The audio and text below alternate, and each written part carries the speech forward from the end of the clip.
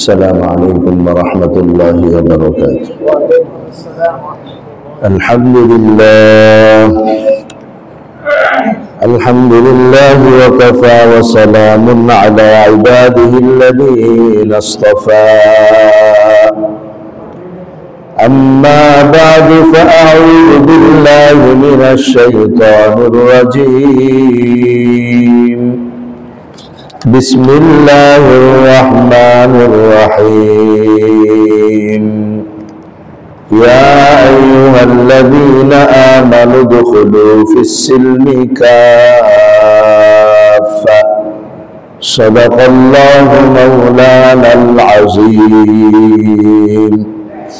وعن أبي هريرة رضي الله تعالى عنه قال النبي صلى الله عليه وسلم: إن لله تعالى 100 رحمة أنزل منها رحمة واحدة بين الجن والإنس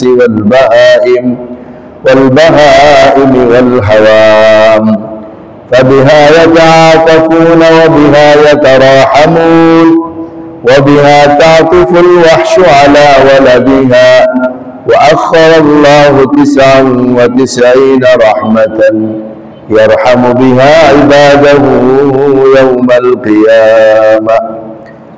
آمنت بالله صدق الله مولانا العظيم، وصدق رسوله النبي الأمي الكريم، ونحن على ذلك من الشاهدين والشاكرين، والحمد لله رب العالمين. سبحانك لا علم لنا إلا ما علمتنا إنك أنت العليم الحكيم। আমার ইমানি দ্বীনি ভাইরা এবং যুবক বন্ধুরা, আল্লাহ রাব্বুল ইজ্জতের দরবারে লাখো কোটি শুকর যে আল্লাহ পাক রব্বুল আলামিন আমাদেরকে এই বিষয়ের উপর একটি মজলিস, একটি দ্বীনি আলোচনা সভা করার জন্য তৌফিক দান করেছেন। শুকর আদায় করে আলহামদুলিল্লাহ। ভ্যালেন্টাইন্স ডে বুড়ার কথা সম্পর্কে আমাদের মাওলানা মুফতি বাইজিদ সাহেব অত্যন্ত চমৎকার এবং আল্লাহর ভয়, জিনা ব্যভিচারের ক্ষতি সম্পর্কে আলোচনা করেছেন। আল্লাহ তাআলা আমাদেরকে এর উপর আমল করার তৌফিক দান করেন। আমার ভাই, আমি যে বিষয় আলোচনার জন্য আজকে আমরা পরামর্শ করেছি সেটা হলো, আমার বিষয়ে থাকবে ভ্যালেন্টাইন্স ডে দুনিয়া এবং আখিরাতের ক্ষতি সম্পর্কে। তো এটা বলার আগে আমি কোরআনুল কারীম থেকে একটি আয়াত এবং রাসূলুল্লাহ সাল্লাল্লাহু আলাইহি ওয়াসাল্লামের একখানা হাদিস শরীফ পাঠ করেছি। এই দুইটা নিয়ে আলোচনা করে আমরা ইনশাআল্লাহ আমাদের আলোচ্য বিষয়ে চলে যাব। কোরআনুল কারীমের যে আয়াতখানা তিলাওয়াত করেছি, আল্লাহ পাক রব্বুল আলামিন সূরা বাকারার 208 নম্বর আয়াতে ইরশাদ করেন: ইয়া আইয়ুহাল্লাযীনা আমানু উদখুলু ফিস-সিলমি কাফা। হে ঈমানদাররা, তোমরা সবাই পরিপূর্ণভাবে ইসলামের মধ্যে প্রবেশ করো। পরিপূর্ণভাবে ইসলামের মধ্যে প্রবেশ করো। এখানে আল্লাহ পাক যুবক, যুবতী, বৃদ্ধ, জোয়ান সর্বস্তরের মানুষদেরকে ডেকেছেন। তবে যারা ঈমান এনেছেন তাদেরকে ডেকে বলেছেন, তোমরা পরিপূর্ণভাবে ইসলামে এসে যাও। অর্থাৎ সকাল থেকে নিয়ে সন্ধ্যা পর্যন্ত, জীবনের শুরু থেকে নিয়ে শেষ পর্যন্ত। আমার ভাই, জীবনের শুরু হলো যেদিন থেকে আমরা বালেগ হই, সেটাই জীবনের শুরু। এর আগ পর্যন্ত আমাদের কারো আমল কোনো গুনাহ লিখা হয় না। এই জন্য জীবনের শুরুটা হলো বালেগ হওয়া থেকে। তো বালেগ হওয়া থেকে নিয়ে মৃত্যু পর্যন্ত তোমরা পরিপূর্ণভাবে ইসলামের মধ্যে আসো। তো পূর্ণাঙ্গ ইসলাম মেনে চলার জন্য আল্লাহ আমাদেরকে আদেশ করছেন। এই পূর্ণাঙ্গ ইসলাম মেনে চললে আমাদের কি লাভ হবে? আমাদের সবচেয়ে বড় লাভ যেটা, সেটা হবে মৃত্যুর পরে আমরা প্রথম ধাপে জান্নাতি হব ইনশাআল্লাহ। আমাদের প্রথম ধাপে কি দেওয়া হবে ভাই? জান্নাত দেওয়া হবে। আর যদি আমরা পরিপূর্ণরূপে ইসলাম মেনে না চলি, তাহলে মৃত্যুর পরে প্রথম ধাপে আমরা জান্নাতি হতে পারবো কিনা যথেষ্ট পরিমাণে সন্দেহ আছে। কারণ আমরা এটা জানি শুধু বিধর্মীরাই জাহান্নামে যাবে এমনটা না, কিছু কিছু মুসলমানও কিন্তু জাহান্নামে যাবে, ঠিক কিনা ভাই? কিছু কিছু মুসলমানও জাহান্নামে যাবে। তবে সে মুসলমান কে যে জাহান্নামে যাবে? এখানে আমাদের মধ্যে কেউ আছে কিনা জানতে চায়, যদি বলা হাত উঠান, আমরা কি কেউ হাত উঠাবো? মানে আমরা এটা মানবই না যে আমি আগে জাহান্নামে যাব, এটা আমরা কেউ মানবো না। কিন্তু আমি মানি কিংবা না মানি, আল্লাহর বিচার তো আমাকে মানতে হবে। যদি আল্লাহর বিচারে ফয়সালা হয় আমি জাহান্নামী, তাহলে আমাকে অবশ্যই জাহান্নামে যেতে হবে। এই জন্য জাহান্নামে যাবে কোন সকল মুসলমান? তারা হলো বেজাল মুসলমান ও আধা মুসলমান, যারা পূর্ণাঙ্গ রূপে ইসলাম মেনে চলে না, তারাই জাহান্নামে যাবে। এই জন্য পূর্ণাঙ্গভাবে ইসলাম মেনে চলার জন্য ঈমান, ইবাদত, লেনদেন, সামাজিকতা, সবার চরিত্র, এই 5টা বিষয় অতীব জরুরি। এই জন্য আমরা যেন পাক্কা মুসলমান হয়ে যাই, আমাদের জীবনের 2টা বিষয়, আল্লাহ পাকের করণীয় বিষয়গুলো, আদেশ যা করেছেন করার, আমরা সেটা করব। আর যেগুলো আল্লাহ পাক নিষেধ করেছেন ছেড়ে দেওয়ার, আমরা সেটা ছেড়ে দিব। তাইলে আমরা পাক্কা মুসলমান হব। মৃত্যুর পরে ইনশাআল্লাহ আমরা প্রথম ধাপে কোথায় যাবো ভাই? জান্নাতে যাব। আর যদি করণীয় কাজগুলো সব না করি, বর্জনীয় কাজগুলো সব বর্জন না করি, তাইলে মৃত্যুর পরে সোজা জান্নাতি হব কি না যথেষ্ট পরিমাণে সন্দেহ আছে। এমনকি বেশিরভাগ জাহান্নামে যাওয়া লাগতে পারে, এটাই সত্য কথা। এজন্য ভ্যালেন্টাইন্স ডে বা বিশ্ব ভালোবাসা দিবস, এটা আল্লাহর করণীয় হুকুমে পড়ে না বর্জনীয় হুকুমে পড়ে, সেটাকে যদি আমরা না জানি আর না মানি, তাহলে কিন্তু আমাদের জন্য মৃত্যুর পরে ঝামেলায় পড়ার প্রবল সম্ভাবনা রয়ে গেছে। এই জন্য আমার দোস্ত, এই বিষয়ে আমরা সতর্ক হই নিজে এবং অপরকে, আর ধীরে সংকল্প করি আল্লাহর যতগুলো হুকুম আছে করণীয় করবে তো ইনশাআল্লাহ, বর্জনীয় যতগুলো আদেশ আছে বর্জন করবে তো ইনশাআল্লাহ। এখন কথা হলো, এই যে ভালোবাসা আমাদের সবার মাঝে আছে, এই জিনিসটা, এইটা আল্লাহ পাকের অসংখ্য নিয়ামত সমূহের মধ্যে থেকে একটি নিয়ামত। ও দুনিয়ার মানুষ, তোমরা যদি আল্লাহর নিয়ামত বলো তো বলে শেষ করতে পারবে না। এই ভালোবাসা যেটা নিয়ামত, হয়তো আমরা কোনোদিন আগে কল্পনা করি না এমন যে এখানে থাকতেও পারে। আমরা এটা চিন্তাই করি না এটা একটা নিয়ামত। এটা আবার নিয়ামত হয় কিভাবে? নিয়ামত তো বিরিয়ানি, নিয়ামত তো খিচুড়ি, নিয়ামত তো ফল ফ্রুট খাওয়া। আমরা তো নিয়ামত মনে করি খাবারকে, কিন্তু মনের ভিতরে যে ভালোবাসা, এটাও যে একটা নিয়ামত, এটা কল্পনা করি নাই। সব নিয়ামত সম্পর্কে জিজ্ঞেস করা হবে, সব নিয়ামত সম্পর্কে জিজ্ঞেস করা হবে। আমার নিয়ামত যেটা আমি দিয়েছিলাম কোন পথে ব্যয় করেছ? বৈধ পথে নাকি অবৈধ পথে? চোখ নিয়ামত, অবৈধ পথে ব্যবহার করলে জিজ্ঞাসিত হতে হবে, আটকাইতে হবে। চেহারা নিয়ামত, ঠোঁট নিয়ামত, হাত পা নিয়ামত, শরীরের প্রতিটি অঙ্গ নিয়ামত, সবগুলো সম্পর্কে দোস্ত জিজ্ঞেস করা হবে। ঠিক তেমনি ভাবে ভালোবাসা একটা নিয়ামত, এটা সম্পর্কে জিজ্ঞেস করা হবে কোন দিকে ব্যয় করেছিলা, হালাল পথে না হারাম পথে, বৈধ পথে না অবৈধ পথে। আমার দোস্ত, আমার ভাই, এই ভালোবাসা, উনি তো বলছেন ভ্যালেন্টাইন্সের ঘোরার কথা, আমি বলি আসেন ভালোবাসার ঘোরার কথা। ভালোবাসা কোথা থেকে আসলো? আল্লাহ রাসূল সাল্লাল্লাহু আলাইহি ওয়াসাল্লাম হাদিস শরীফের মধ্যে ইরশাদ করেন, সহিহ বুখারী ৬০০০ নম্বর হাদিস, সহিহ মুসলিম ২৭৫২ নম্বর হাদিস। নবীজি বলেন, ইন্না লিল্লাহি তাআলা মিআতা রাহমাহ আনজালা মিনহা রাহমাতান ওয়াহিদাতান বাইনাল জিন্নি ওয়াল ইনসি ওয়াল বাহাইম ওয়াল হাওয়াম। আল্লাহ রাব্বুল আলামিন তার রহমত, ভালোবাসা, দয়াকে 100 ভাগে ভাগ করছেন। ভাই কত ভাগে বলেন না, কত ভাগে ভাগ করছেন? 100 ভাগে ভাগ করছেন। এই ভাগ করার পর আল্লাহ পাক রব্বুল আলামিন নবীজি সাল্লাল্লাহু আলাইহি ওয়াসাল্লাম ইরশাদ করেন, 100 ভাগে ভাগ করার পর আনজালা মিনহা রাহমাতান ওয়াহিদাতান বাইনাল জিন্নি ওয়াল ইনসি ওয়াল বাহাইমি ওয়াল হাওয়া। আল্লাহ 100 ভাগে ভাগ করার পর এক ভাগ রহমত, এক ভাগ ভালোবাসা আল্লাহ পাক রব্বুল আলামিন সমস্ত জিন, সমস্ত মানুষ, সমস্ত কীট পতঙ্গ, সমস্ত মাখলুকের ভিতরে আল্লাহ এক ভাগ ভালোবাসা দিয়ে দিয়েছেন। এক ভাগ ভালোবাসা আমাদের সবার ভিতরে ভাগ করে দিয়েছেন। আমরা কে কতটুকু পেয়েছি হিসাব করে দেখাতে পারবো? এত অনুর অনু অনু যেটা কখনোই হিসাব করে আমরা আনতে পারবো না, অথচ কত আপডেট আমরা। দুনিয়ার সব হিসাব আমাদের হাতের মুঠো, কিন্তু এই ভালোবাসার হিসাব আমরা করতে পারবো না।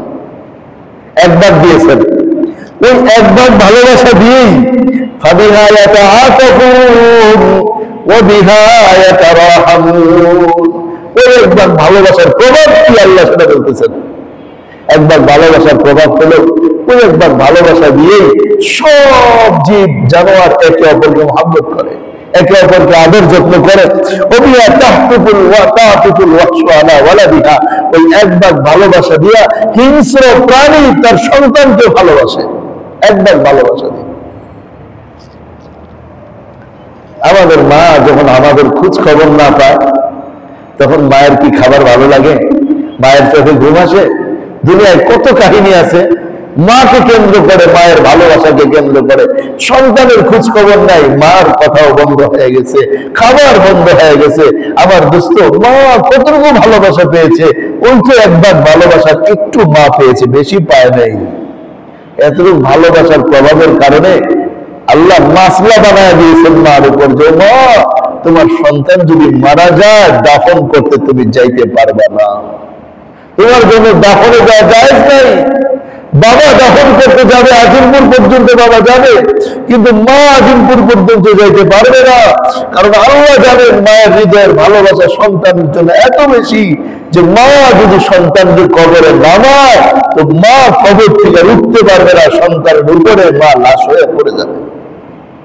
এই জন্য আল্লাহ রসুল আল্লাহ দিন মাকে কবরস্থানে সন্তানের দাফনে যাইতে নিষেধ করছেন। দোস্ত, ভালোবাসা কতটুকু পাইছে মা? ওই একবার ভালোবাসার যত সামান্য, এতটুকু ভালোবাসারই প্রভাব। আমাদের আমির সাহেব হুজুর রহমাতুল্লাহ আলাইহি হাতির কিচ্ছা শুনাইতেন। হাতির কিচ্ছা, এক জায়গায় লোকেরা সফরে গেছে, অনেকদিন ধরে গোশত খায় না, তো লোকেরা বলতেছে আমির সাহেব গোশত খাইতে হবে আজকে। কারো জঙ্গলে গোশত করবে না, ওই দেখেন হাতির কি সুন্দর সুন্দর বাচ্চা, ওটিরে জবাই করে খায় ফেলাই। তো হাতির বাচ্চারে ধরে জবাই করে সব খাইছে। বিকালবেলা হাতি এসে দেখে বাচ্চা আর নাই, চিন্তা করছে আমার বাচ্চাকে খাইলো। ওই যে মানুষ কতগুলো দেখা যায়, ওরাই মনে আমার বাচ্চা খাইছে। হাতি চুপচাপ শান্ত বসে দিছে। যখন রাত হয়েছে সব ঘুমাইছে, হাতি আসছে, আইসে সুর দিয়া গ্রাম নিতেছে, কে কে আমার বাচ্চা খাইছে। যখন গ্রাম পাইছে, এই খাইছে, ওরে পা দিয়ে একদম থেতলে ফেলছে। এইভাবে যারা যারা হাতির বাচ্চা খেয়েছিল সবগুলো রাতি বের হয়েছে।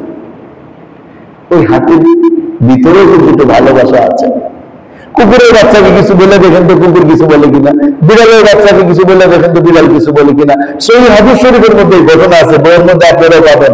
সংক্ষিপ্ত আকারে আমি এখানে লিখে রাখছি। আমার ভাই রাসূল পাক সাল্লাল্লাহু আলাইহি ওয়াসাল্লাম ইরশাদ করেন, এক হাদিস, আল্লাহ রাসূল সাল্লাল্লাহু আলাইহি ওয়াসাল্লামের এক হাদিস, সাহাবায়ে কেরাম কোথাও সফর থেকে আসার সময় দেখলেন পাখির একটা বাসার মধ্যে পাখির কতগুলো বাচ্চা, রুমালটা এভাবে বিছায়া পাখির বাচ্চাগুলো রুমালের মধ্যে নিয়ে এভাবে ধরে ধরে চলে আসতেছে। বাচ্চাকে উড়াল দিয়ে দেওয়ার ক্ষমতা নেই, কিন্তু মা তো এখানে ছিল পাখির মা, মানুষের মা না, পাখির মা। হ্যাঁ, তার মধ্যে এত ভালোবাসা, সে এখান থেকে জীবনের মায়া ভুলে সে আইসা রুমালের মধ্যে বসে পড়ছে। কারণ তার বাচ্চাগুলো যদি বিপদে পড়ে, মা সুখে থাকতে পারে না, মাও বিপদে পড়ে গেছে। সাহাবীদের কাছে বড় আশ্চর্য লাগছে, এইভাবে মা বাচ্চারা মা পাখিদের জন্য চলে আসলো, মায়ের কি জীবনের কোনো ভয় নেই? আল্লাহ নবীর কাছে পেশ করলেন, ইয়া রাসূলুল্লাহ দেখেন কি চমৎকার দৃশ্য, আমি বাচ্চাগুলোকে নিয়ে আসছি বাসার থেকে, মা পাখিরাও চলে আসছে। রাসূল পাক সাল্লাল্লাহু আলাইহি ওয়াসাল্লাম বললেন, ছেড়ে দাও। কোন এক পর্বে আল্লাহ নবী তখন বলছিলেন এই কথা, শোনো, এই মা পাখি তার বাচ্চাকে যতটুকু ভালোবাসে, আল্লাহ তার বান্দাকে এর চেয়ে বহুগুণ বেশি ভালোবাসে। দুনিয়ার সব মা সন্তানকে ভালোবাসে, আবার এই ভালোবাসাটা যখন অবৈধ পথে যায় তখন এই ভালোবাসার কারণে জীবনের মায়া ভুলা এই যে কতজন মানুষ আত্মহত্যা করছে ভালোবাসার কারণে। কি এক জিনিস, কতটুক পাইছে পাগল, যে পাগলে আত্মহত্যা করলো, আর ওই পাগল নিয়ে কতটুকু পাইছে যে পাগল নিজের জীবনটাকে বিসর্জন দিল। যত সামান্য এই সব ভালোবাসা যদি একত্রিত করা হয় তাহলে 100 ভাগের কত ভাগ, আর রয়েছে কত ভাগ? 99 ভাগ ভালোবাসা কোথায়? এই যে এই কথা নবীজি বলেন, আখরাল্লাহু 99 রাহমাতান ইয়ারহামু বিহা ইবাদাহু ইয়াওমাল কিয়ামাহ। আল্লাহ নবী বলেন, আল্লাহ 99 ভাগ ভালোবাসা, 99 ভাগ মায়া, দয়া, রহমত নিজের কাছে রেখে দিয়েছেন। ওই ভালোবাসার মায়া রহমত দ্বারা তিনি হাসরের ময়দানে গুনাহগার বান্দাদের প্রতি মায়ার ভালোবাসা দিবেন। এই জন্য দোস্ত, যদি কাউকে ভালোবাসতে হয় তাহলে তাকেই ভালোবাসেন না যার কাছে 99 ভাগ ভালোবাসা রয়ে গেছে। হ্যাঁ, কাকে ভালোবাসতে যাই যার কাছে ভালোবাসা তেমন বেশি নাই? তাকে ভালোবাসতে সে আমাকে কি দিবে? হ্যাঁ, তাকেই ভালোবাসা দরকার, ঠিক না? যার কাছে ভালোবাসার অভাব নাই, এত অধিক ভালোবাসার তিনি বলতে হবে তিনি তো ভালোবাসার রাজা। তাহলে ভালোবাসার গুণার কথা কি বুঝে আসছে আমাদের? কোথা থেকে আসছে ভালোবাসা?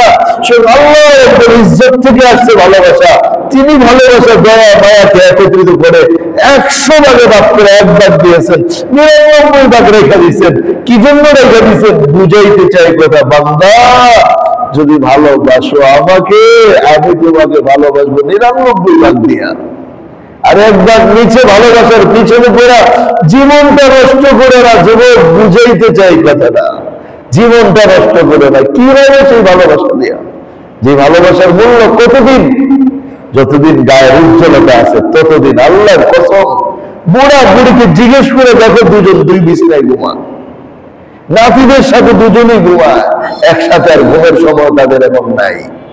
দুনিয়ার সব শেষ হয়ে গেছে। আমার শরীরের এই লাবণ্যতা 2 দিন পরে শেষ হয়ে যাবে, তোমারটাও 2 দিন পরে শেষ হয়ে যাবে। যুবক, এই অবৈধ জিনিসের পিছনে পড়ে এই কয় বছরে 30-40 বছরও তো থাকে না মানুষের এই ভালোবাসা। হ্যাঁ, দুনিয়ার এই ভালোবাসা ঠিক না। এই জন্য ভালোবাসতে হবে, আল্লাহকে ভালোবাসতে হবে। আর আল্লাহর ভালোবাসা প্রমাণ হবে যে আল্লাহর হুকুম মতো যেখানে ভালোবাসা হবে সেখানে ভালোবাসবো, আল্লাহর হুকুম মতো। এটা ভালোবাসা।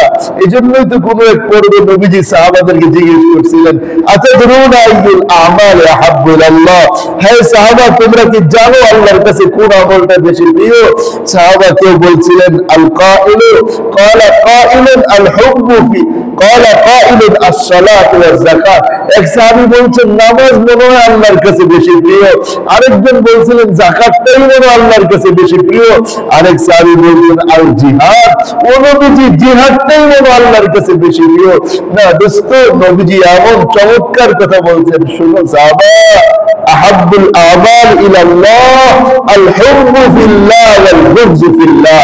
আল্লাহর কাছে সবচেয়ে পছন্দের আমল হচ্ছে আল্লাহর জন্য ভালোবাসা আর আল্লাহর জন্য ঘৃণা করা।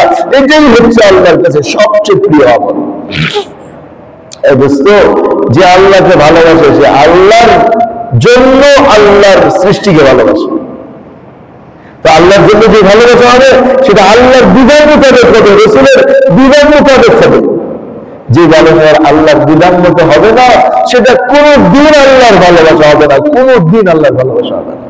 এই জন্য কিছু ভালোবাসা আছে সেটা করলে আল্লাহর প্রিয় হয়ে যায়, আর কিছু ঘৃণা আছে সেখানে ঘৃণা করলে আল্লাহর প্রিয় হয়ে যায়। তো কি কোন জিনিসকে ভালোবাসবো?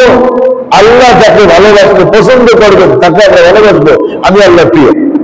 যাকে ঘৃণা করলে আল্লাহ ভালোবাসবেন, আমি তাকে ঘৃণা করবো, আমি আল্লাহ প্রিয়।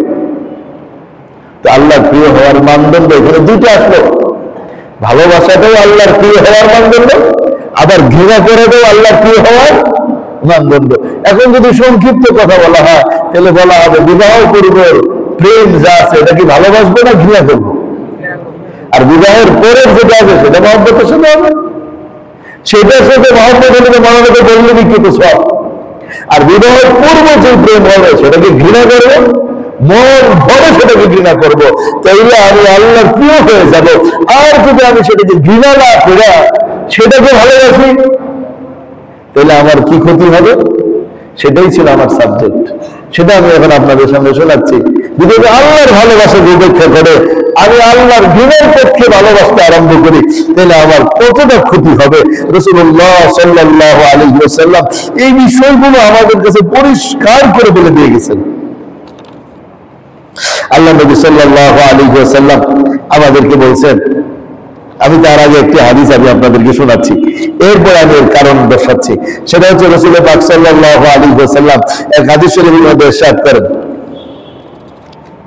মান ইলতামাসা রাযান নাস বিসাফাতিল্লাহ, মান ইলতামাসা রাযান নাস বিসাফাতিল্লাহ সাখিতাল্লাহু আলাইহি ওয়া আসখাতান নাস আলাইহি।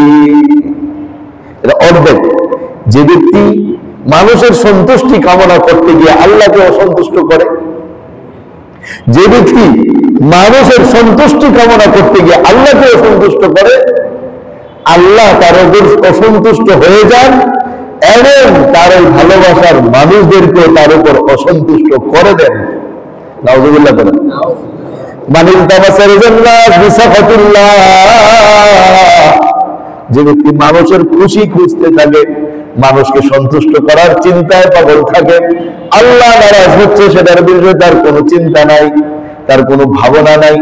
আল্লাহ রাসূল বলেন টেনশনের কোনো কারণ নাই, আজ তো আল্লাহ নারাজ, দুদিন পরে তোমার প্রিয় মানুষদেরকে আল্লাহ নারাজ করে দিবে। আচ্ছা বলেন, এই হাদিসের ব্যাখ্যা পরিষ্কার হয়ে গেছে না এখন আমাদের সামনে?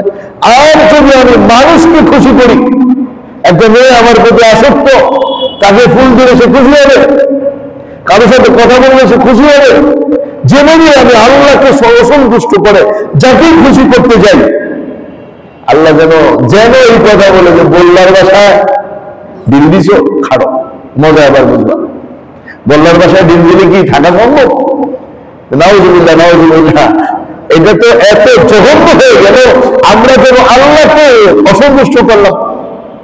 এর উপরে আল্লাহ কি বলেন, আল্লাহ রাসূল কি বলেন, ওমান ইলতামাসা রাযাল্লাহ বিসাফাতিন নাস রাদিয়াল্লাহু আলাইহি ওয়া আরদান নাস আলাইহি।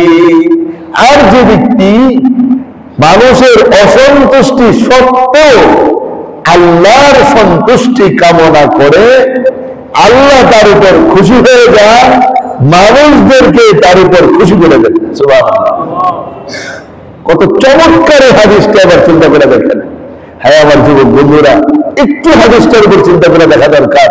আমি যদি আল্লাহকে অসন্তুষ্ট করে কাউকে খুশি করি, তার ফলাফল হবে আল্লাহ অসন্তুষ্ট, এই কারণে এই লোকদেরকে আমার উপর অসন্তুষ্ট করে দিবেন। আর যদি আমি মানুষের অসন্তুষ্টি সত্ত্বেও আল্লাহর সন্তুষ্টি কামনা করি, তাইলে আল্লাহ রাজি এবং মানুষদেরকে আমার উপর রাজি করে দিবেন। আমার দোস্ত, আর যদি আমি চিন্তা করি আমার ভালোবাসা নিয়ে, আমার অবৈধ ভালোবাসা, বিবাহ বহির্ভূত প্রেম, বিবাহ পূর্ব প্রেম যদি আমি চিন্তা করে দেখি, তাহলে আমি পরিষ্কার এটা দেখবো যে আমার এই সম্পর্কের কারণে, এই রিলেশনের কারণে, এই সম্পর্ক জোড়ার কারণে আমার উপরে কি আল্লাহ খুশি না বেজার? অবশ্যই বেজার। আমি যাকে মহব্বত করতেছি সে খুশি না বেজার? সে খুশি। তাহলে আমি একজনকে খুশি করতে গিয়ে, একাধিক মানুষকে খুশি করতে গিয়ে, অথবা অন্য কোনো জায়গায় মানুষকে খুশি করতে গিয়ে আমি নারাজ করতেছি কাকে? আবার আল্লাহকে নারাজ করতেছি। যে আল্লাহর কাছে 99 ভালোবাসা হয়ে গেছে, ওই আল্লাহকে আমি নারাজ করতেছি। উপরন্ত আমি খুশি করতে যাচ্ছি কাকে? যে আমার মতো যচ্ছাবন্ধ ভালোবাসা পেয়েছে, বেশি ভালোবাসার ভিতরে নেই, আমার মতোই পেয়েছে, ওকে আমি খুশি করতে যাচ্ছি। এর ফলাফল কি হবে? দুদিন পরে আল্লাহ একে আমার উপরে নারাজ করে দিবেন। যার হাত ধরে ছেলেটা মেয়েটা পালিয়ে গেল, সেই দুদিন পরে তার শত্রু হবে, আল্লাহর কসম তার শত্রু হবে। এই হাদিস এটা বুঝা। এই ঘটনা কি আমাদের চোখের সামনে নাই? আপনাদের চোখের সামনে নাই? আমাদের মুসল্লি ভাই, আমার মুসল্লি অনেক বড় লোক, অনেক বড় লোক, অনেক বড় লোক। মেয়েটা চলে গিয়েছিল, 8 মাস সময় লাগে নাই, মেয়েটা এখন আজিমপুরে ঘুমায় দিচ্ছে।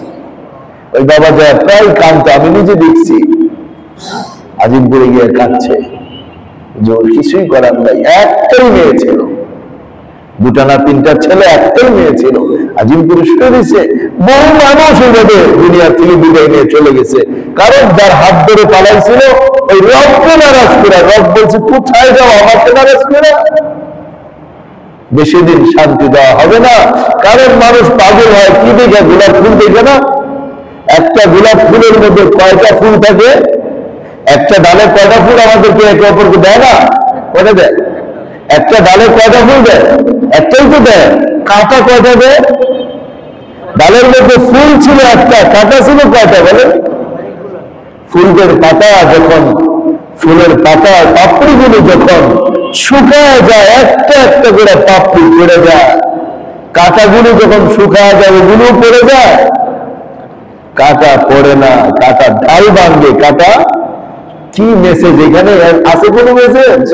হ্যাঁ, এখানেও মেসেজ আছে দোস্ত, এখানেও মেসেজ আছে যে একটা ফুল দেখে আমি পাগল হয়েছিলাম, একটা ফুল দেখে আমি কাউকে পাগল করছিলাম। আল্লাহর কাছে ওই পাতাগুলোই তো ছিল ভালোবাসা, একের পর একটা একটা পড়ে যাবে কয়েকদিন পরে, কিন্তু এরপরে যে কাঁটাগুলো থাকবে এগুলো একটা পড়বে না, সব কাঁটা জীবনের মধ্যে বিটতে থাকবে। এই হাদিস এই কথাই আমাকে আপনাকে বুঝায়। এই জন্য আমার দোস্ত, আমার ভাই, আমার যুবক বন্ধুরা, ওই আল্লাহকে ভালোবাসা দরকার, যে আল্লাহর ভিতরে 99 ভাগ ভালোবাসা রয়ে গেছে। ওই আল্লাহকে ভালোবাসা দরকার। এই গোলাপ ফুলের ভালোবাসা তো 3 দিনও টিকে না, 3 বছরও টিকবে না, এরপরে অশান্তি আসবে না। নবীর হাদিস।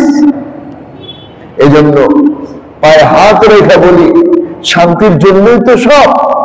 দুদিন আগে একটা সংবাদ প্রচার হয়েছিল, 11 বছর না 13 বছর একটা মেয়ে ঢাকায় চিকিৎসা করতে এসে পরে সেই কোথায় মাগুরা না বগুড়া গিয়ে ধরা গেছে পুলিশের কাছে, নওগাঁতে গিয়ে ধরা গেছে পুলিশের হাতে।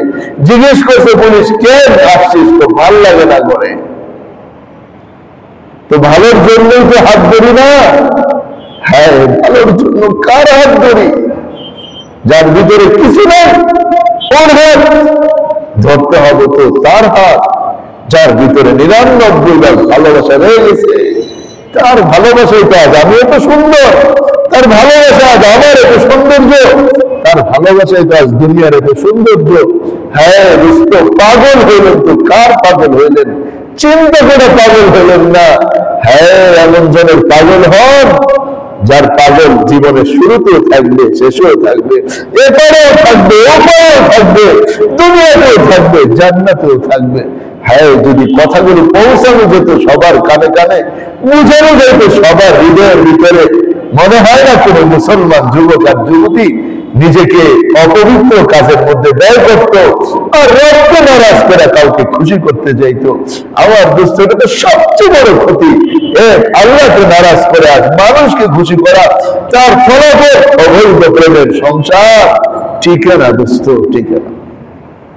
হ্যাঁ, আপনাদের যদি কোনো বন্ধু বান্ধব এরকম থাকে যারা অবৈধ প্রেম করে পরে বিয়ে করছে, হুজুরদেরকে নিয়ে হালাল করাইছে বিয়ে করে, ওদের কাছে জিজ্ঞেস করে দেখেন দোস্ত কতটুকু শান্তিতে আছো?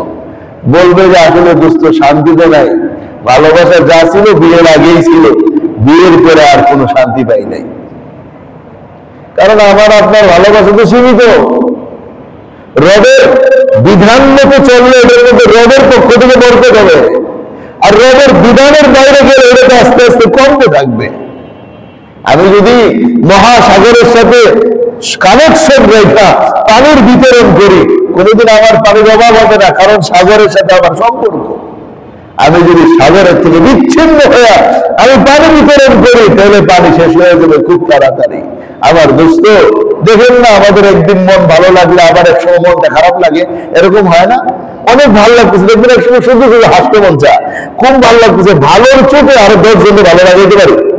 আবার অনেক সময় এমন হয়, কেন যেন মনটা খারাপ। লোকজনে প্রশ্ন করে, কি ব্যাপার মনটা খারাপ কেন? জানি না, এমনি ভালো লাগে না। মা বাবা, কি ব্যাপার তোর মনটা খারাপ কেন? সমস্যা? এমনি ভালো লাগতেছে না আজকে। এরকম হয় কি হয় না? আমার দোস্ত, জীবনের মধ্যে এরকম আসে যে এই যে জীবনের 11 থেকে নিয়ে 13, 18, 20 বছর পর্যন্ত সময়টা, এটা একটা পাগলামির সময়। এই সময়টা আমাদের ব্যালেন্স ছাড়া হলে হবে না। আমাদের মনে রাখতে হবে আমাদের রবের কথা। যেদিকেই তাকায় বুঝতে হবে পিছন থেকে রব তাকায় রয়েছে। আয়াতের মধ্যে তো রব এটা বলেন, ফাইনাতে যাবুন, বান্দা কোন দিকে যাও? ফাইনাতে যাবুনের অর্থ হলো কোন দিকে যাও। আইনের মধ্যে যে একটা ইস্তেফাম, একটা প্রশ্নবোধক শব্দ আছে, এটাকে ইস্তেফাম ইনকারি বলে। এর অর্থ হলো আমার ছাইরা যাও না। ফাইনাতে যাবুন মানে কোন দিকে যাও, এর অর্থ হলো আমাকে ছেড়ে যাও না। আমি তাফসীরের সময় ওই কথাটা পড়ি নাই, কিন্তু মনের মধ্যে এইভাবে চলে আসছিল যে কোনো বাবা রাগ করে যদি ঘরের থেকে বেরিয়ে যেতে চায় কোনো কারণে, তাহলে বিবি যায় পায়ে ধরা বলে থাক, মাফ করে দেন, যায়েন না। এরপরে যদি না বলে তাহলে ছোট্ট ছোট্ট সন্তানদেরকেও মা বলে দেয়, তোর বাবা কিন্তু খুব রাগ করছে, চলবি যা। তো ছেলে মেয়েরা এসে বাবাকে চাপড়ায় দেন, আব্বা কোথায় যাও, আমাদেরকে রাইখা। এর মানে আপনার যায়েন না। আপনি আমার দোস্ত এই আয়াতটার মধ্যে কেমন যেন আল্লাহর ভালোবাসার দুই হাত জাবড়ায় যেন আমাদের কালে জায়গা বলেন, কোন দিকে যাও? জাহান্নামের পথে, জান্নাতের পথে আসো, জাহান্নামের পথে যাও না। হ্যাঁ, দুনিয়াতে যদি আল্লাহ জাবড়ায় ধরতে পারতেন, আমার মনে হয় আল্লাহ ধরে ফেলতেন, কারণ নিজ হাতে বান্দা বানায় তিনি জাহান্নামে দেওয়ার না। যদি জাহান্নামে দিতেন 199 ভাগ ভালোবাসা নিজের মধ্যে রাখতেন না, এক ভাগেরও তো দরকার নাই। সে 99 ভাগ ভালোবাসার আশিক আল্লাহ বান্দার উপর হওয়ার পর ওই বান্দাকে আল্লাহ জাহান্নামে দিতে পারেন না। এই জন্যই তো কোরআন, এই জন্য তো হাদিস, এই জন্য তো নবী, এই জন্য তো আমাদের দাওয়াত। এই সব কিছু কেবল এই জন্য যে আমরা একটা বান্দাও যেন জাহান্নামে না হই। এই কারণে কোরআনের আয়াতের মধ্যে যেন আল্লাহ জাবরাইল বান্দাকে ধরে ফেলেন, বান্দা কোন দিকে যাও? ফাইনাতে যাবুন, কোন দিকে যাও তুমি? কিন্তু আল্লাহ ধরেন না কেন? ধরলে তো আর পরীক্ষা হবে না। ধরলে পরীক্ষা হবে? ধরলে তো ধরেই ফেললো আল্লাহ, হাত দিয়ে ধরলে তো আর যাওয়াই যাবে না। আল্লাহ চান পরীক্ষা করে তারপরে জান্নাতটা দিবেন। এই পরীক্ষার মধ্যে আমরা পড়ে আছি। যদি দোস্ত কখনো মন্দ কাজের দিকে যাই তো একবার চিন্তা করবো, পিছন থেকে যেন আমার রব দেখতেছেন, সিসি ক্যামেরায় লাগায় রাখছেন। হ্যাঁ, রবের তো চোখ আছে, যদিও কেমন তা আমরা জানি না। আল্লাহ দেখেন, এটা সত্য, কিন্তু কি দিয়ে দেখেন আল্লাহ ভালো জানেন। আল্লাহ ঘুমান না, খান না, ছুটিতে যান না, অবসরে যান না, সব সময় আল্লাহ আমাদেরকে দেখেন। এই জন্য আল্লাহ ডেকে বলেন, ফাইনাতে যাবেন, কোন দিকে যাও? কোন দিকে যাও? ফাইনাতে যাবেন, কোন দিকে যাও? এই জন্য আমার দোস্ত, আমরা ভালো কাজে থাকবো, অন্য কাজ থেকে নিজেকে বিরত রাখবো। এই 2-4টা কয়টা বছরের সুখ শান্তি বলেন? একটা মানুষের যৌবন তো 40 বছরই থাকে, এরপরে ভাটা শুরু হয়ে যায়। 40 বছর পর্যন্ত আপনি যুবক, আপনার যৌবনের উত্তেজনা 40 বছর পর্যন্ত, আপনার মনের তব্য 40 বছর পর্যন্ত। জান না 40 বছরের পরের লোকদেরকে জিজ্ঞেস করে দেখেন, বলবে কোমর ব্যথা করে, মাথা ব্যথা করে, হাঁটু ব্যথা করে, মাথা ব্যথা করে, শরীর ব্যথা করে, ডাক্তারের কাছে যা ওষুধের উপর ওষুধ খাইতে খাইতে আরো অসুস্থ হতে থাকে। সব শেষে ডাক্তার বলে এখন আর ওষুধ কাজ হবে না, বার্ধক্যজনিত সমস্যায় পড়ে গেছেন আপনি। আমার দোস্ত, আর যে লোক বার্ধক্যজনিত সমস্যায় পড়ে গেছে, তিনিও আমার মতো একদিন টকবক যুবক ছিলেন, তারও মনে অনেক চাহিদা ছিল। হ্যাঁ, ওই সব চাহিদা বাস্তবায়ন করলে তো আরো বিপদের মধ্যে আমাদেরকে পড়তে হবে। এই জন্য আসলে জীবনের এই ভালো ঘর আগ পর্যন্ত পরীক্ষা না, আর বুড়া হয়ে গেলে পরীক্ষা না। পরীক্ষাটা তো এই যে আমাদের এই 11-12 বছর থেকে নিয়ে 40-50 বছর পর্যন্তই পরীক্ষা। এই পরীক্ষার জীবনটা উত্তীর্ণ হওয়ার চেষ্টা করবো তো ইনশাআল্লাহ। কেমন চেষ্টা করবো? এসএসসি পরীক্ষার সময় যেমন চেষ্টা করে, এইচএসসি পরীক্ষার সময় যেমন চেষ্টা করে, এডমিশনের জন্য যেমন চেষ্টা করে, ডাক্তারের পরীক্ষা দেওয়ার জন্য যেমন চেষ্টা করে, ভার্সিটিতে ভর্তি হওয়ার জন্য যেমন চেষ্টা করে, কেমন চেষ্টা করে তখন মানুষেরা? আপনারা নিজেদেরকে জিজ্ঞেস করেন কেমন চেষ্টা আপনারা করছিলেন যারা ভার্সিটিতে পড়ে আসছেন, ভার্সিটিতে ভর্তি হওয়ার জন্য, বড় স্কুলে কলেজে ভর্তি হওয়ার জন্য কেমন চেষ্টা করছিলেন? নিজেরা আপনার চেষ্টা করে দেখে চিন্তা করে দেখেন। খানা বন্ধ হয়ে গেছিল পড়ার জন্য, শুধু ঘুম বন্ধ হয়ে গেছিল পড়ার জন্য, ফেসবুক বন্ধ হয়ে গেছিল পড়ার জন্য, আত্মীয়তার সম্পর্ক বেড়ানি বন্ধ হয়ে গেছিল পড়ার জন্য, এমনকি ঈদের মার্কেটে বন্ধ হয়ে গেছিল পড়ার জন্য। বাবা মা বলছে বাবা চলো, আপনি বলছেন মা এখন কিন্তু আমার সময় না, এখন আমার পড়ার সময়, আনন্দ করার দিন আমার অনেক আছে, কিন্তু আম্মা এখন সময়টা যদি হাতছাড়া হয়ে যায় আমি বিপদগ্রস্ত হয়ে যাব। মাও বুঝে নিছে আমার ছেলের পড়া আছে। কেউ যখন আপনার বাবাকে বলছে ছেলেকে নিয়ে অনেকদিন আমাদের বিয়ের দাওয়াত, আপনার বাবা বলছে আমার ছেলে আসতে পারবেন, আমার ছেলের পড়া আছে, আপনাকে শোনায় নাই কত কিছু, কেন? ওই পরীক্ষার জন্য। হ্যাঁ দোস্ত, আপনি কি জান্নাত পাওয়ার পরীক্ষাটা কি কম মনে করেন? জান্নাত পাওয়ার পরীক্ষাটা কি কম? এমন বিশাল জান্নাতের মালিক আল্লাহ বানায় দিবেন, 10টা দুনিয়ার মতো এরকম বিশাল জান্নাত মালিক আল্লাহ তারা ছোট্ট জান্নাতকে বানাবেন, আর আমাদেরকে কি দিবেন সেটা আজকে আমার সাবজেক্ট, সেটাই বলতেছি।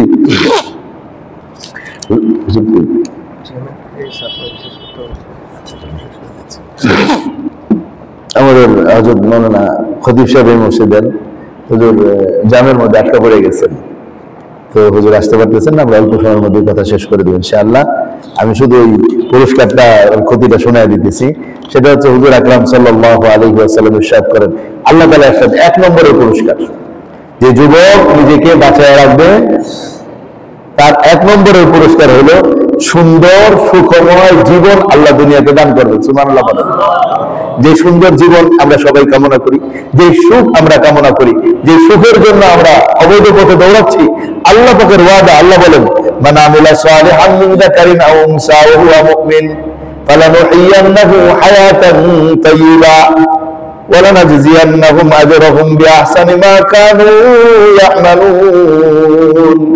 আল্লাহ বলেন যে মুমিন পুরুষ হোক কিংবা নারী হোক, ঈমান আনার পর নেক আমল করবে, তাহলে অবৈধ কাজ করে কি নেক আমল না বদ আমল? নেক আমল করতে বলে ছাড়তে হবে। আল্লাহ বলেন আমি শান্তিময় সুখময় জীবন দান করব। শান্তিময় সুখময় জীবন বিশ্বাস না হলে ওই আমল করে দেখেন, জীবন একটা পাবেন।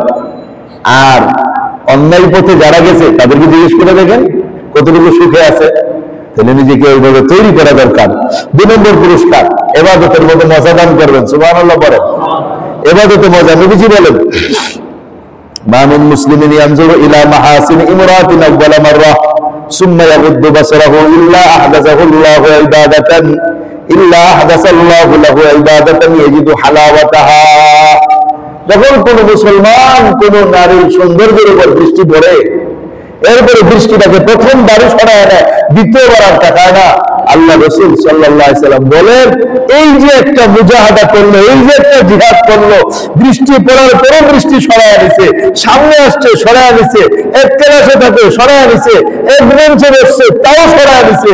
ওই যে মাওলানা বলল মসজিদের মধ্যে আগুনের মধ্যে হাত রাখছে, যদি এমনটা করে আল্লাহ রাসূল সাল্লাল্লাহু আলাইহি সাল্লাম বলেন আল্লাহ তাআলা ওর ভিতরে ইবাদতের মজা দিয়ে দিবেন।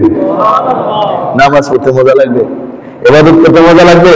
এমন বহু মানুষ আছে ইবাদত করে মজা লাগে না। আমার দোস্ত, ইবাদতের মজা তো পরের জিনিস, পড়ালেখার মজা আগে আসবে ইনশাআল্লাহ।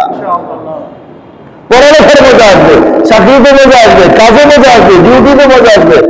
আমাদের এমনও যুবক কিছু বন্ধু আছে যারা এই কাজে যুক্ত হওয়ার কারণে কোনো কিছুই মজা লাগে না, কোনো কিছু মজা লাগে না। আমাকে বলছে এমন অনেক যুবক আছে কিচ্ছু মজা লাগে না। তার নতিজা কারণটা কি? ওই যে এক জায়গায় সব মজা চলে যেতেছে, এখন দুনিয়ার কিছু মজা লাগে না, ভাই মজা লাগে না, বাপ মজা লাগে না, মা মজা লাগে না, ছোট্ট ভাই বন্ধু কাজ করবো কিচ্ছু মজা লাগে না। ছোটদের সাথে দুর্ব্যবহার, বড়দের সাথে দুর্ব্যবহার, বন্ধুদের সাথে দুর্ব্যবহার, বাপ্পার সাথে দুর্ব্যবহার, একমাত্র কি মজা নাই জীবনের মধ্যে। বাস্তবে এরকম না? ছোট ভাই বন্ধুর খারাপ ব্যবহার করে, সবার সাথে খারাপ ব্যবহার করে, মজা নাই জীবনটার মধ্যে, মজা নাই। মজা শুধু একটাই, আর 2 নম্বরে কোনো মজা নাই। একটা মজা ছাড়েন ইনশাআল্লাহ হাজারো মজা আল্লাহ দিয়ে দিবেন দিনের ভিতরে, তখন শুধু মজার মজাই লাগবে। ওই যে বলছিলাম না একটা সময় যা খালি ভালোই লাগতে থাকে, তো ভালোই আল্লাহ পাক লাগাইতে থাকবেন। 3 নম্বর, রাসূলুল্লাহ সাল্লাল্লাহু আলাইহি ওয়াসাল্লাম ইরশাদ করেন সাবাতুন ইউযিল্লুহুমুল্লাহু ফি যিল্লিহি ইয়াওমাল কিয়ামাতি লা যিল্লা ইল্লা যিল্লুহু। হাশরের ময়দানে 7 শ্রেণীর মানুষকে আল্লাহ তাআলা আরশে আজিমের ছায়ার নিচে জায়গা দান করবেন। আরশে আজিমের ছায়ার নিচে 7 শ্রেণীর মানুষ জায়গা পাবে, আরশে আজিমের ছায়ার নিচে জায়গা পাওয়ার জন্য কি একটা পরিস্থিতি হবে।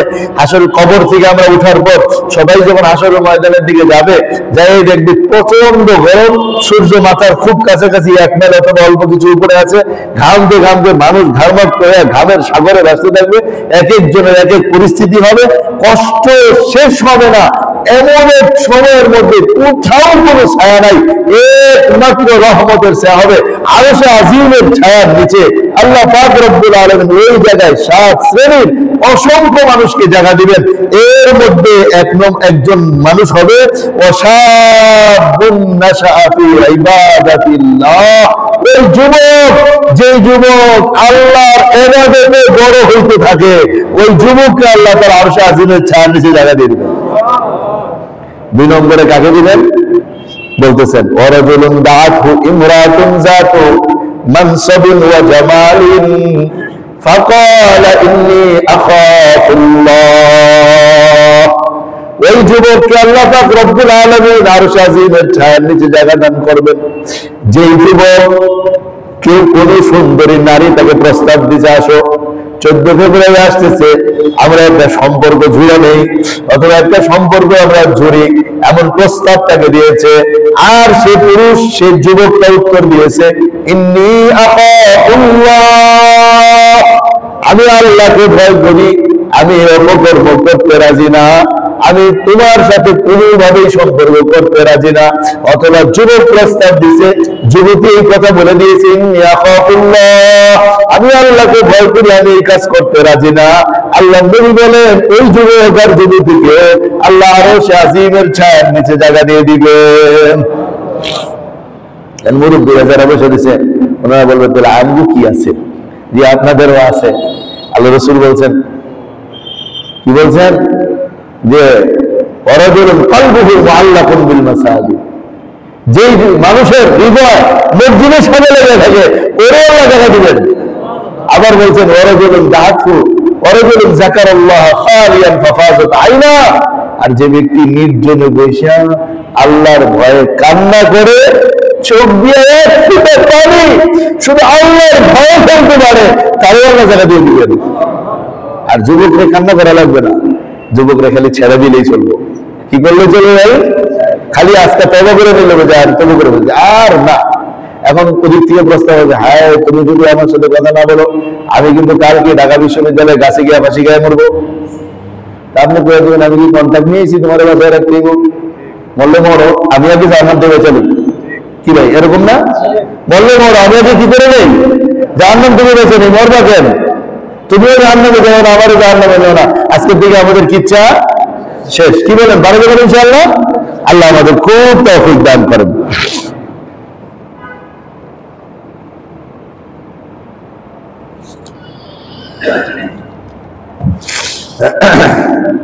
এরপরে এগুলো 3 নম্বর পুরস্কার, আরশে আজিমের ছায়া নিচে জায়গা।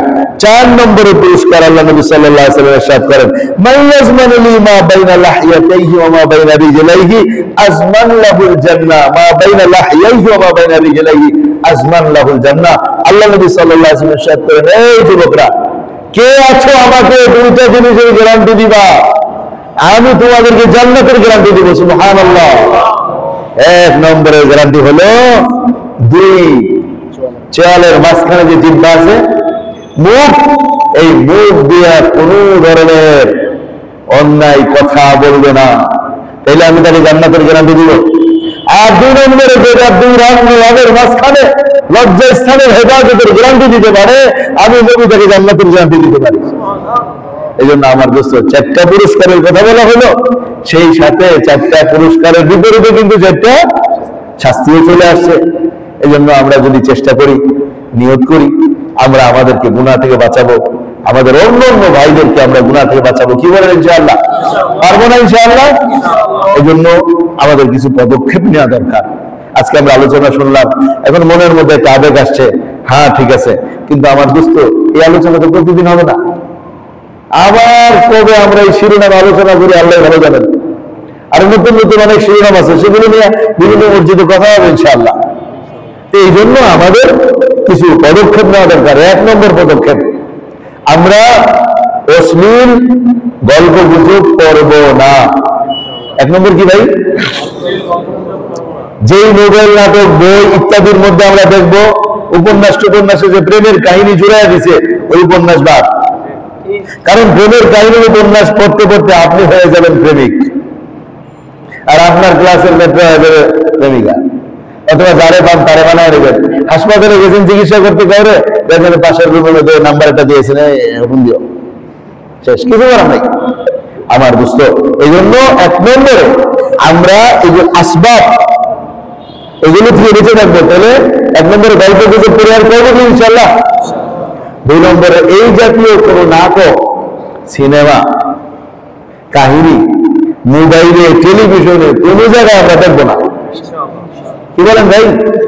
এক নম্বরে গল্পগুলো পড়বো না, দুই নম্বরে কোনো কাহিনী নাটক আমরা দেখবো না। কারণ এদের নাটক আর শুটিং দেখলে আমারও শুটিং করতে মন যাবে, কারণ আমার ভিতরে আল্লাহ একটা মন দিছে, আমার ভিতরে একটু ভালোবাসা আছে না নাই?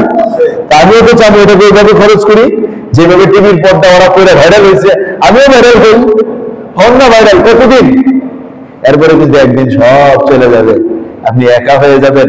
রব ছাড়া আপনার আর কোনো বন্ধু সেদিন থাকবে না, আর সেদিন আপনার রব আপনাকে আর গ্রহণ করবে না, বলবে তোমার যৌবন চলে গেছে, এখন তুমি মসজিদে যে কান বাইতে হয়েছে, কি করবা? কিন্তু রবটা আসলে দয়ালু, এজন্য বলে দিচ্ছেন না বুড়া বয়সে তবা করলে মানবো ঠিকই, কিন্তু কথা হইলো আমরা তবার সুযোগ পাবো কি? ওই গ্যারান্টি আছে? আছে গ্যারান্টি? আমাদের এই যে 18 বছর একটা ছেলে আমাদের মাদ্রাসাতে কয়েকদিনে মারা গেছে, আমার 4-5 বছরের বয়সে বড় হবে, আমাদের লাল ভাই শিক্ষক ছিলেন, কয়েকদিন আগে স্ট্রোক করে মরে গেছে। আব্দুল আজিজ সাহেব সালবার উস্তাদ ছিলেন, মরে গেছে। বুড়ারাও মরে, জওয়ানরাও মরে, ছোটরাও মরে, বড়রাও মরে, দোস্ত মরার কোনো গ্যারান্টি নাই। এই জন্য এখনই তওবা করে ফেলতে হবে যে না আমি এই কাজ করবো না, আল্লাহর ওলি হয়ে থাকি, যখন আল্লাহ ডাক দিবে তো ওলি হয়ে যাবো আল্লাহর কাছে। মরার সময় সুযোগ না পেলে তো কিছু করার নাই। তাহলে এক নম্বর পদক্ষেপ বলেন না, এক নম্বর পদক্ষেপ কি? অশ্লীল গল্পের বই পড়ব না। 2 নম্বর পদক্ষেপ অশ্লীল নাটক সিনেমা দেখব না। 3 নম্বর অশ্লীল বন্ধুদেরকে পরিহার করব। কিছু বন্ধু বান্ধব আছে এরা অশ্লীলতার রাজা, ওদের মেমোরিতে যে কত অশ্লীল গল্প গুজব, এদের সাথে গেলেই বুঝত অমুক দিন ওইটা হয়েছে আমার, ওই জায়গায় গেছিলাম, ওটা পাইছি করে এমনি লাইন করে ফেলছি।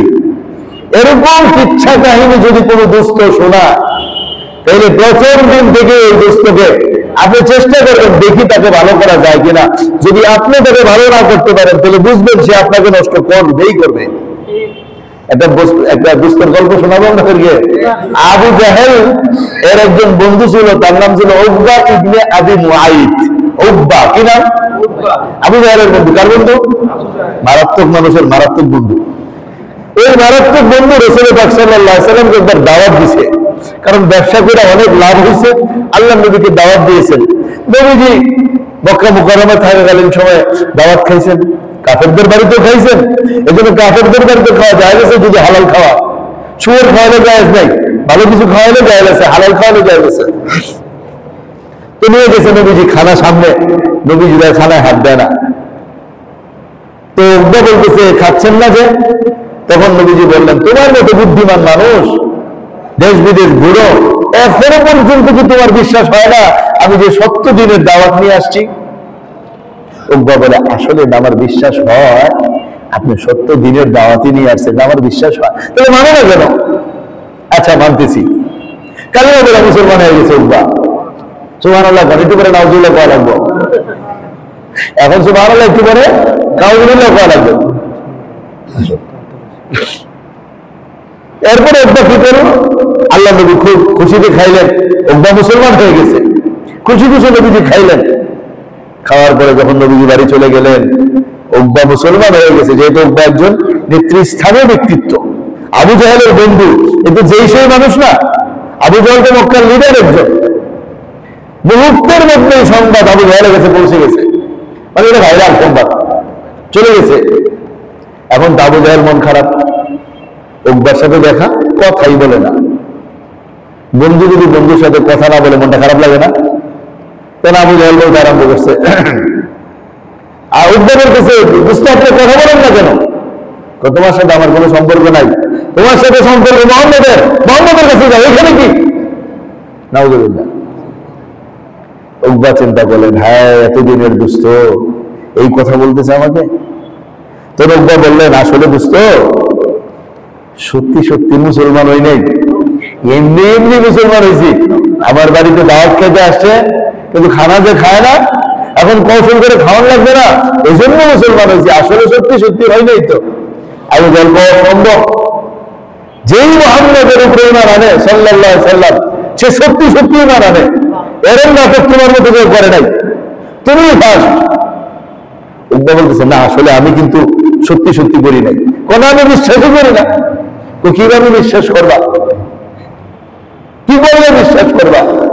হ্যাঁ, আবু জাহেল তখন বলল, উকবা যদি তুমি মুহাম্মদ সাল্লাল্লাহু আলাইহি ওয়াসাল্লামের চেহারার মধ্যে থুতু নিক্ষেপ করতে পারো আর তার মুখের উপরে বলে আসতে পারো তোমার ধর্ম তোমার দিন তোমাকে দিয়ে গেলাম, তাইলে আমি বিশ্বাস করি।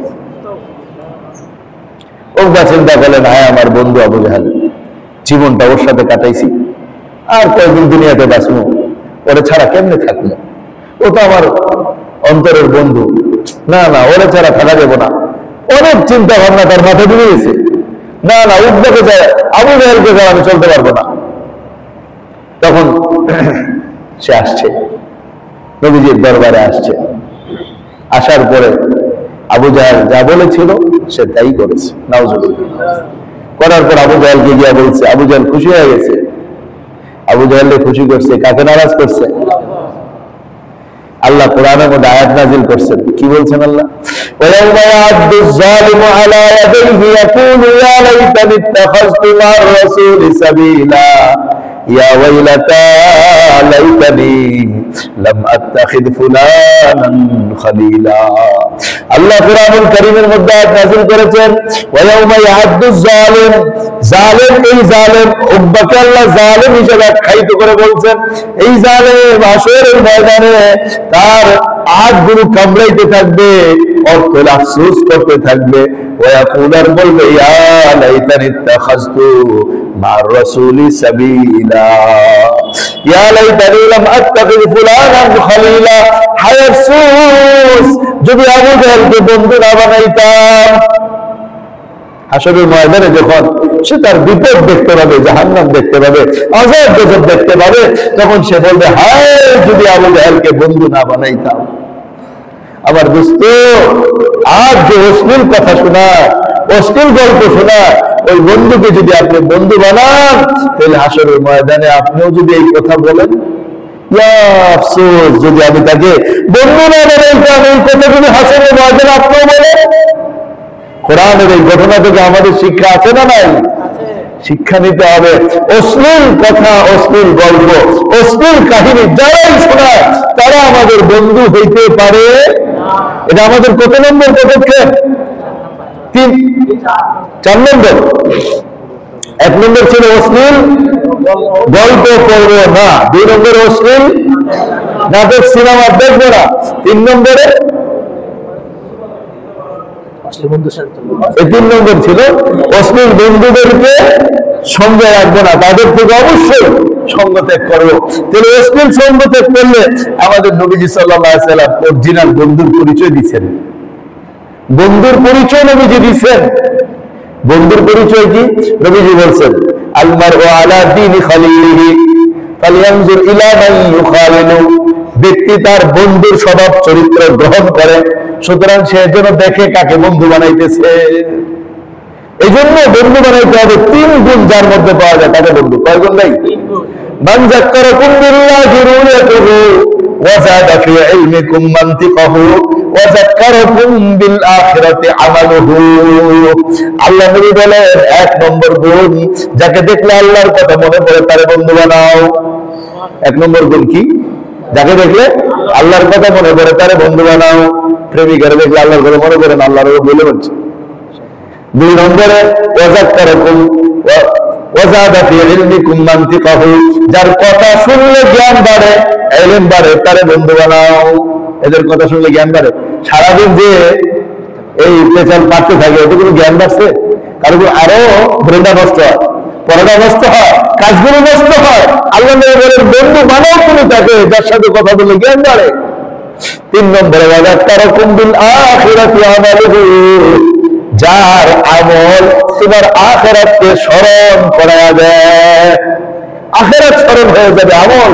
এই তিন গুণ যার মধ্যে পাওয়া যায়, তারে যদি কেউ বন্ধু বানায় ইনশাআল্লাহ সে ক্ষতিগ্রস্ত হবে না, সে লাভে লাভ হবে। এবার তবে দেখেন আমাদের বন্ধু বানানোর কোয়ালিটিটা পর্যন্ত আল্লাহ নবী সাল্লাল্লাহু আলাইহি ওয়াসাল্লাম বলে দিয়েছেন। তাহলে আমাদের পদক্ষেপের 4 নম্বর পদক্ষেপ হলো সহশিক্ষা বর্জন করা। কি পদক্ষেপ ভাই? আরেকবার বলেন কি পদক্ষেপ? এই সহশিক্ষা হলো অবৈধ প্রেমের কারখানা। কতক্ষণ নিজেকে বিরত রাখা যায়? মৌলানা যে ঘটনা আমাদের শোনালেন, মসজিদের মধ্যে আগুন দিছে হাতের মধ্যে, তার মনের মধ্যে খারাপ চাহিদা আসছে, সে আঙ্গুল আগুনের ভিতরে ঢুকেছে। আমরা কি আমাদের সহশিক্ষার জায়গা এরকম আগুন নিয়ে যেতে পারবো? আমরা নিজেরা আরেক আগুনের মধ্যে জ্বলতে থাকি, এরপরে কথা বলা আর অবৈধ সম্পর্ক দিয়ে শান্তি লাভ করতে থাকি, অথচ শান্তি না, সেটা আগুন। এই জন্য আমার দোস্ত, এই সহশিক্ষা বর্জনের জন্য রাষ্ট্রীয়ভাবে পদক্ষেপ নিতে হবে। এটা আমি আপনি চাইলে হবে না তো, বলে আমরা সহশিক্ষা নিব না। আচ্ছা, মসজিদের মধ্যে সহমুসল্লি নাই, মসজিদে কি নাই? সহমুসল্লি নাই, যে নারী পুরুষ একসাথে নামাজ নাই। যে সমস্ত দেশে আছে সম্পূর্ণ আলাদা পৃথক, দুই দেশ মানে মক্কা মুকাররমা মদিনা মুনাওয়ারা ছাড়া অনেক দেশে এগুলো কমে গেছে। নবীজির যুগে সেগুলো ছিল, পরবর্তীতে নবীর সাহাবায়ে কেরাম এগুলো বন্ধ করছেন। কেন বন্ধ করছেন? এই যে সহশিক্ষা প্রেমের কারখানা, সহ নামাজে প্রেমের কারখানা, সহ যা হবে তাই প্রেমের কারখানা হয়ে যাবে। শুধু প্রেম না, পরকীয়ারও কারখানা এটাই। তো এই যে জিনিসটা আছে, এটা বর্জন করতে হলে আমাদের রাষ্ট্রীয় পর্যায়ে বাস্তবায়নের চেষ্টা করতে হবে। এতক্ষণ যা বললাম ব্যক্তিগত আমল, এখন এটা কি আমল আসছে? তা আমরা ব্যক্তিগত আমল আগে পুরো করি। যদি আমরা ব্যক্তিগত আমলে পাক্কা হই, ইনশাআল্লাহ আমাদের পরবর্তী পদক্ষেপ আল্লাহ পৌঁছায় দিবেন। নিয়ত আছে না নাই? এরপরে দেখেন, চারটে গেল না সহশিক্ষা। 5 নম্বর পদক্ষেপ সহকর্ম বর্জন করা। যেখানে কর্ম করতে গেলে সাথে নারী থাকবে, সেই কর্ম বর্জন করতে হবে মুসলমানের। কারণ বর্জন না করলে পরকীয়ার রূপ ধরেই ফেলবে। আজ দুনিয়াতে পরকীয়া নাই, কত পরকীয়ার ঘটনা শুনতে শুনতে আমাদের কান ধরে গেছে। আপনারা পড়তে পড়তে চোখবিষ্ট হয়ে গেছে। এত নমুনা বাংলাদেশের অবস্থা, তার কারণ কি? ওই সহকর্ম। একসাথে চাকরি করে সারাদিন তো এখানে বুঝেন না, কাস্টমার নাই কি করবো বলেন? এই যে কি বলবো না কি বকবো, দোকান আছে ইয়ার, সারাদিন নারী পুরুষ একসাথে বসে থাকে, একটা ছেলে একটা মেয়ে। কাস্টমার না থাকলে এরা তাসবিহ করে বসে বসে কোরআন তেলাওয়াত করে মনে হয়, ঠিক না? আমরা দুজন পুরুষ একসাথে থাকলে কথা বলি কি বলি না, গল্প করি কি করি না, করি না? দুই ছাত্র পড়ালেখা করে, এরাও মাঝখানে একটু গল্প করে। কেন? এত সময় একসাথে পড়ালেখা করতে ভালো লাগে না, একটু গল্প গুজব করে। তাহলে এরাও যখন কাস্টমার না থাকবে বসে বসে আলাপ করতে থাকবো। এই দুইজন যখন আলাপ করবে, নবীজি কি বলে জানেন? রাসূল পাক সাল্লাল্লাহু আলাইহি ওয়াসাল্লাম ইরশাদ করেন, লা ইয়াখলুওয়ান্না রাজুলুন বিমরাতিন ইল্লা কানা সালিসুহুমা আশ-শাইতান। নবীজি সাল্লাল্লাহু আলাইহি ওয়াসাল্লাম ইরশাদ করেন, ইয়্যাকুম আদ-দুখুল আলান নিসা, তোমরা নারীদের কাছে যাও না। কেন? লা ইয়াখলুওয়ান্না রাজুলুন বিমরাতিন ইল্লা কানা সালিসুহুমা আশ-শাইতান। যখন দুইজন নারী পুরুষ একসাথে থাকে, 3 নম্বর জন কে আসে? এবার এরা যদি একজন হাসান বসরি আর একজন রাবিয়া বসরি হয়, তাইলেও কে আসবে? কারণ শয়তান তো হাসান বসরি ছিল না, শয়তান রাবিয়া বসরি ছিল না, শয়তান ছিল মানুষ। এই আমার শত্রু, যে কোনো ভাবে মানুষকে ধ্বংস করতে হবে। এই জন্য আমার দুষ্ট সহকর্ম, এইটাও বন্ধ করতে হলে রাষ্ট্রীয় পদক্ষেপ নিতে হবে, মানে রাষ্ট্রের কাছে দরখাস্ত করতে হবে। আমরা যদি বেশিরভাগ মানুষ এটার বিরুদ্ধে আবদার জানাই, তাহলে তো আস্তে আস্তে বন্ধ হয়ে যাবে। আমরা যদি কেউ সহকর্মের কর্মকে যোগ না দিই, তাহলে তো বন্ধ হয়ে যাবে। কি বলেন? বন্ধ হয়ে যাবে ইনশাআল্লাহ। আল্লাহ আমাদের তৌফিক দান করেন। তাহলে 1 নম্বর গেল অশ্লীল গল্প পড়বো না। 2 নম্বরে গেল অশ্লীল কাহিনী দেখবো না। 3 নম্বরে গেল অশ্লীল বন্ধু বান্ধব রাখবো না। 4 নম্বরে গেল সহশিক্ষা পরিহার করব। 5 নম্বরে গেল সহকর্ম পরিহার করব। এখন 6 নম্বরটার দায়িত্ব আপনাদের না। 6 নম্বরে একটা কাজের কথা বলবো, এটার দায়িত্ব কাদের না? এটার দায়িত্ব আমাদের বাপ মার। এটা দায়িত্ব কার? দায়িত্ব কি খালি সব আমাদের দিছে নাকি আল্লাহ? বাপমার এর পিছু দিচ্ছে, এখন তো আপনার এখানে নাই। যারা আছে এরা শুনুক, যারা নাই মেসেজটা পৌঁছায় দেবেন। সেটা হলো সন্তান যখন বিবাহের বয়সে পৌঁছে যায় তখন তারে বিবাহ করায় দিতে হবে। বিয়া না করে তো গন্ডগোল হবেই। রাত বাড়তেছে, খিদা লাগতেছে, খানা না দিলে তো শেষ করতেই হবে। এখন তো ক্ষুধা লাগলে তো খানা দরকার, এলে এটাও তো একটা ক্ষুধা, ঠিক না? এটাও তো একটা ক্ষুধা, শারীরিক এটাও একটা ক্ষুধা। এই ক্ষুধার নিবারণের কোনো ব্যবস্থা যদি হালাল পথে না থাকে, হারামটা আসবেই। এই জন্য বলেন তো আমাদের এই মজমা বাপমার বাপের থাকা দরকার আছে কিনা? বাবারা বলেন তো যুবকদের থাকা দরকার আছে কিনা? কারণ সামনের থেকে আমরা এরকম মজমা যদি কোনো মসজিদে করি তো যাবেন না ইনশাআল্লাহ? হ্যাঁ, একদম বাবারে নিয়ে আসবেন, আর বাবারে বলবে ছেলেরে নিয়ে আসবেন। এবং এমন রচনা আমাদের বাসা বাড়িতে মহিলাদের জন্য হওয়া দরকার। আমাদের এদিকে এক বাসার মধ্যে হয়, আমি একদিন আসছিলাম এখানে এক বাসার মধ্যে, আলহামদুলিল্লাহ আজিমপুরে ছাবড়া মসজিদের এখানেও এক বাসার মধ্যে এরকম হয়। আর অনেক বাসার মধ্যে মাস্তুরাতের পয়েন্ট হোক না, সেটা তবলিগের কাজ। একই কথা, তবলিগ ওয়ালা যে উদ্দেশ্য কথা বলে, আমরাও সেই উদ্দেশ্য কথা বলি। জুমার খতিব সাহেব একই উদ্দেশ্য কথা বলে, এই উদ্দেশ্যে কথা বলে। এই জন্য আমার দোস্ত, আমার ভাই, সর্বশেষ আমি একটা ঘটনা বলি, এর মধ্যে হয়তো হুজুর চলে আসবে। মাওলানা বাইজিদ সাহেব আপনাদেরকে বলছেন এই কথা। হ্যাঁ, কি বলছিলেন? যে যুবকদেরকে গুনাহগার আর জিনাকার বানায় দিতে পারলে শয়তানের এটা হলো সবচেয়ে বড় হাতিয়ার। এইবার এই যুবকদেরকে খালিদ বিন ওলীদ তৈরি হবে না, আল্লাহ আবু বকর ওসমানের মতো মানুষ তৈরি হবে না, কেন এদেরকে নষ্ট করে দিতে পারে? এর একটা জ্বলন্ত প্রমাণ কুরআনুল কারীমে আছে।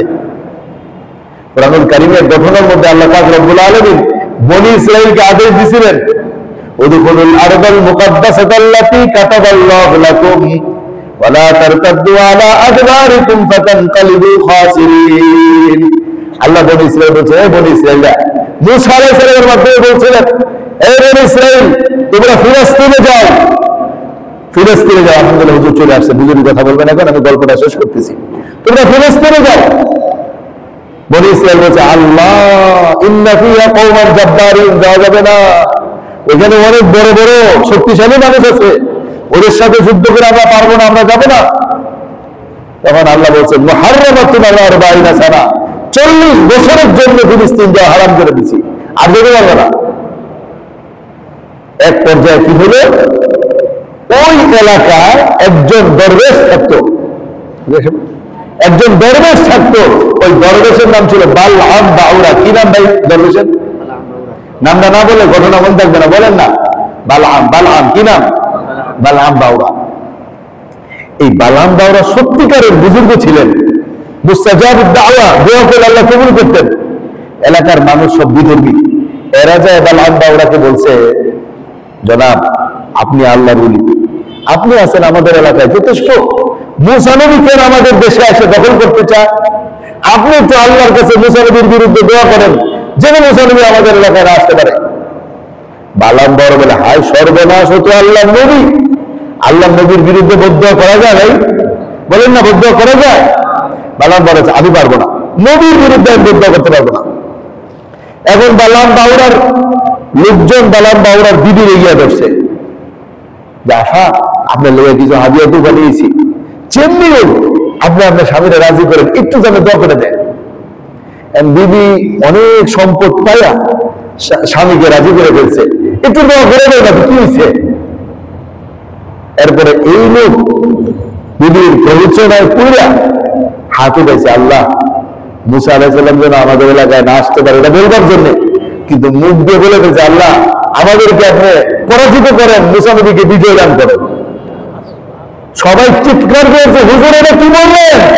আপনি তো আমাদের বিরুদ্ধে বদদোয়া করলেন। এই কথা বলা মাত্র বালআম বাউরার জিহ্বাটা এই লম্বা হয়ে গেছে। কোরআন বলে, ইয়ালহাস আও তাতরুকু ইয়ালহাস। এই বালআম বাউরার উপর আল্লাহ আয়াত নাযিল করেছেন, আমাদেরকে জানাই দিয়েছেন। এরপরে লোকজন আসছে, সে বলছে, আমি তো ধ্বংস হয়েই গেছি, তবে তোমাদেরকে একটা পলিসি শিখায় দেই, একটা বুদ্ধি শিখায় দেই, তোমরা যদি আমার বুদ্ধির উপর আমল করো তাহলে আর বনি ইসরাইল আমাদের এলাকায় আসতে পারবে না, যদি আসেও পরাজিত হবে, বিজয় লাভ করবে না। বলে, অবশ্যই আমরা তো এটাই চাচ্ছিলাম, তোমাদের সুন্দরী সুন্দরী মেয়েদেরকে পাতলা পাতলা কাপড় পরায়া অর্ধনগ্ন কাপড় পরে বনি ইসরায়েলের সামনে ছেড়ে দাও।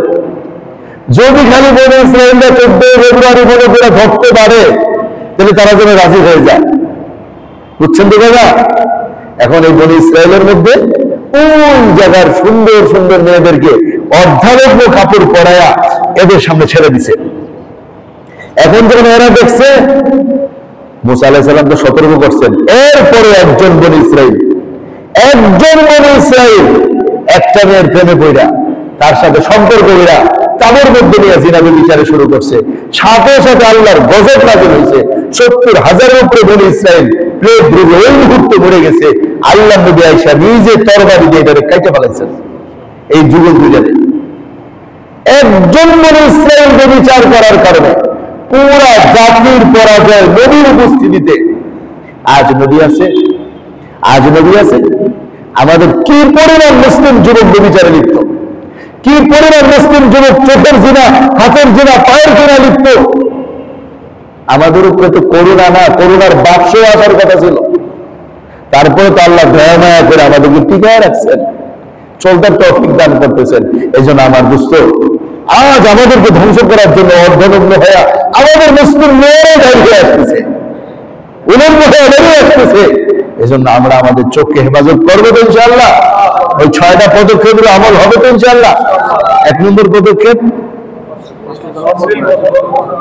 এবার আপনারা বলেন 1 নম্বর পদক্ষেপ, অশ্লীল গল্প পড়বো না। 2 নম্বর পদক্ষেপ, অশ্লীল নাটক দেখবো না। 3 নম্বর পদক্ষেপ, অশ্লীল বন্ধু রাখবো না। 4 নম্বর পদক্ষেপ, সহশিক্ষা বর্জন করবো। 5 নম্বর পদক্ষেপ, সহকর্ম বর্জন করবো। 6 নম্বর পদক্ষেপ,